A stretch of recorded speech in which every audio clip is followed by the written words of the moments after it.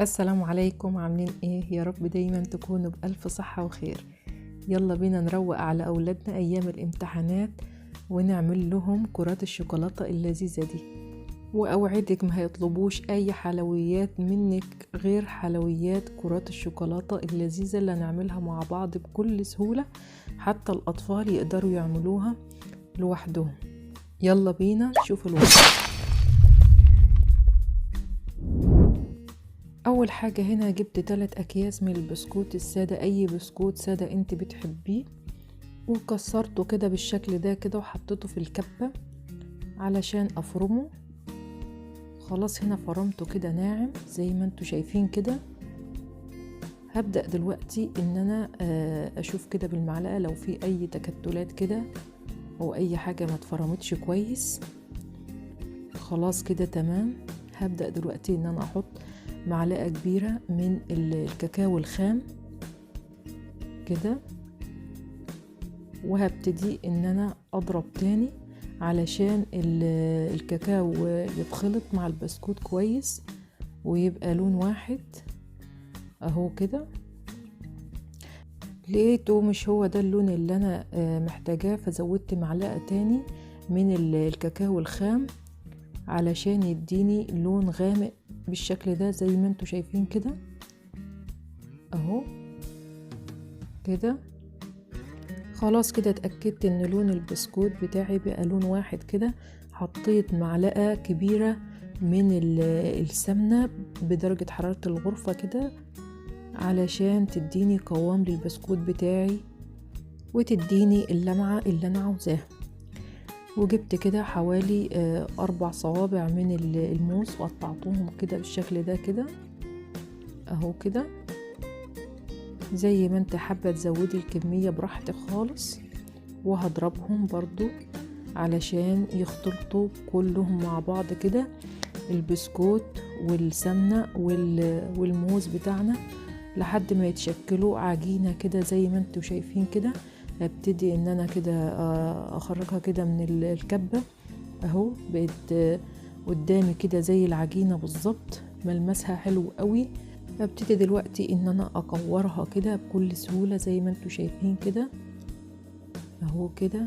هبتدي ان انا اعملها كورة كده، ملمسها حلو قوي وطعم الموز فيها رهيب بجد بجد. لما بتجربوها تعجبكم جدا، اسهل حلو وممكن تعملوه في ايام البرد والشتاء دي. بنبقى مكسلين ان احنا نقوم نعمل حاجة حلوة، وبرضو بنبقى محتاجين ان احنا نعمل حاجة حلوة. دي اسهل طريقة لاي حلو، انا دايما بعملها لولادي وبيحبوها جدا اهو كده. شكلتها زي ما انتوا شايفين كده كور، تقدري تعمليها صوابع زي ما انت حابة تشكليها اهو كده. هبتدي دلوقتي بعد ما عملتها كده كور، هبتدي دلوقتي ان انا احطها حوالي 10 دقايق كده في الفريزر.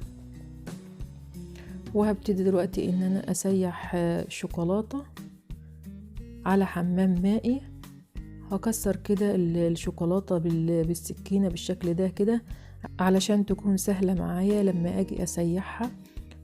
طبعا كلنا عارفين طريقة تسييح الشوكولاتة، وممكن تستعمل اي نوع شوكولاتة انت حباه، سواء شوكولاتة دارك او سما او اي نوع، او شوكولاتة مطبخ او اي نوع انت حباه. وطريقة تسييح الشوكولاتة، انا بحط براد مية بتغلي على النار وبحط الطبق فوق البراد، الشوكولاتة تصيح معايا بسرعة وبكل سهولة. تقدري تعمليها بالطريقة دي، بتكون سهلة جدا.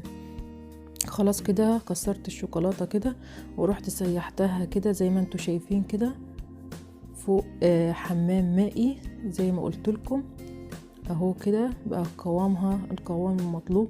خلاص الشوكولاتة، كرات الشوكولاتة كده طلعت معايا من الفريزر بقى زي ما انتوا شايفين كده. هبتدي دلوقتي ان انا احطها في الشوكولاتة كده اللي انا سيحتها، وهبتدي ان انا اخدها كده بالشوكة علشان الشوكة بتنزل لي كل الزوائد اللي في الشوكولاتة كده بكل سهولة اهو كده. وطبعا حطيتها فوق ورق زبدة علشان لما احطها في الفريزر شوية واجي اشيلها تكون سهلة في ان انا اشيلها من ورقة الزبدة كده اهو كده بالشكل ده كده. بجد بجد طعمها خرافي وسهلة جدا، مش هتاخد اي وقت خالص.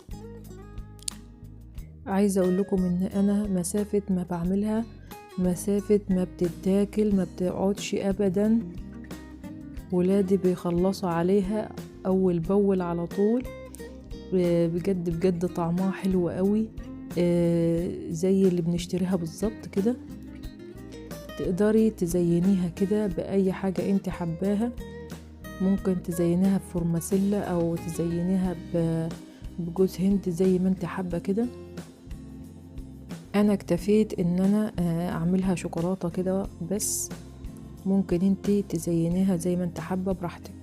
وهو الطبق هو ده اللي زاد معايا من اولادي، خلصوهم بسرعة على الباقي، والحمد لله ان انا لحقت شوية دول قبل ما يخلصوا عليهم علشان اقدر اصورهم واوريه لكم. بصوا من جوه عاملة ازاي، زي ما يكون شوكولاتة بالموز، طعمها رهيب. لو وصلت لحد هنا بالفيديو عجبك الفيديو ما تنسيش تعملي لايك على قناتي مطبخ مروة عبد العظيم، وتنوروني وتدعموني باشتراك. والسلام عليكم ورحمة الله وبركاته.